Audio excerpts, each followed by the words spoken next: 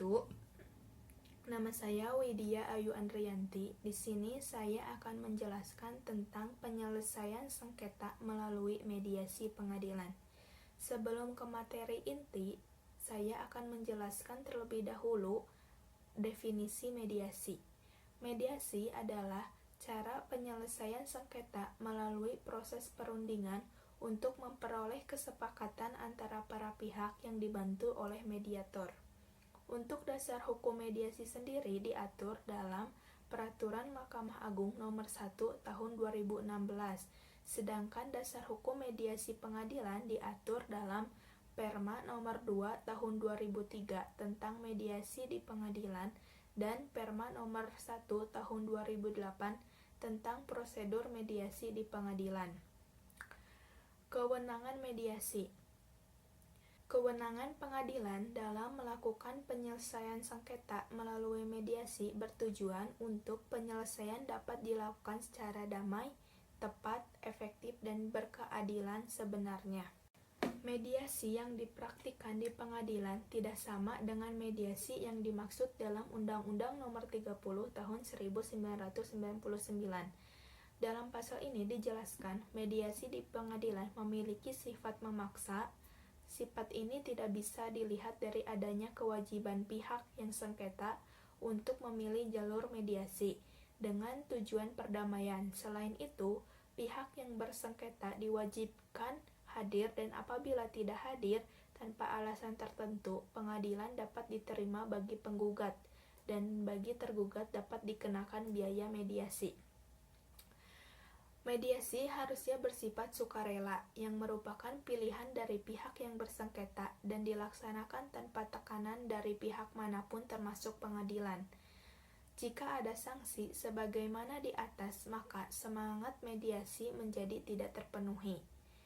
Seharusnya dalam penertiban Perma Nomor 1 Tahun 2016, Mahkamah Agung menjadikan pertimbangan atas penerbit Perma Nomor 1 Tahun 2016.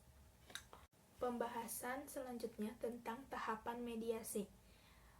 Tahap-tahap proses mediasi ini diatur dalam Peraturan Mahkamah Agung Nomor 1 Tahun 2008, Bab 3 Pasal 13 tentang penyerahan resum perkara dan lama proses mediasi.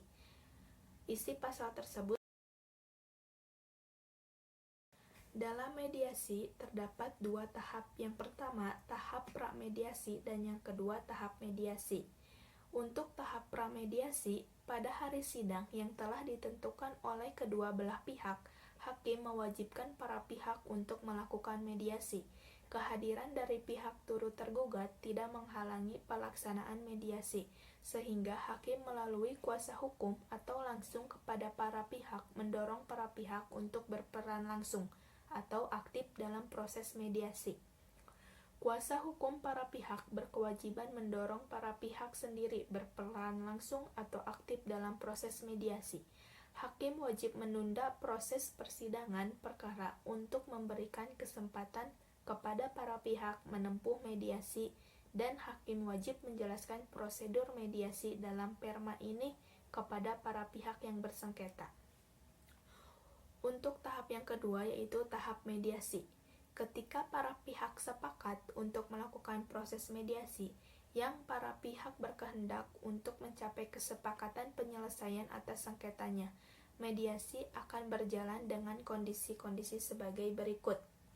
Yang pertama, mediator adalah seorang fasilitator yang akan membantu para pihak untuk mencapai kesepakatan yang dikehendaki oleh para pihak. Yang kedua, mediator tidak memberikan nasihat atau pendapat hukum. Yang ketiga, para pihak yang bersengketa dapat meminta pendapat para ahli baik dari sisi hukum lainnya selama proses mediasi berlangsung.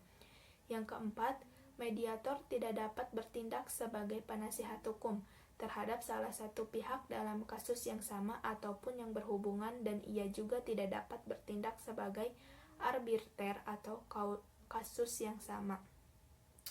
Dan yang kelima, para pihak paham agar proses mediasi dapat berjalan dengan baik, diperlakukan proses komunikasi yang terbuka dan jujur. Selanjutnya, segala bentuk negosiasi dan pernyataan, baik tertulis maupun lisan, yang dibuat dalam proses mediasi akan diperlukan sebagai informasi yang bersifat tertutup dan rahasia.